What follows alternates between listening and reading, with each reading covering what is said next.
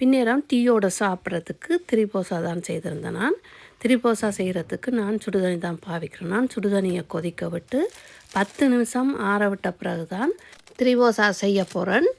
இது இந்த பேக்கெட்டில் நான் அரை பேக்கெட் திரிபோசா எடுத்திருக்கிறேன். துருவிய தேங்காய்ப்பு கொஞ்சமாக சேர்த்துருக்கிறேன்.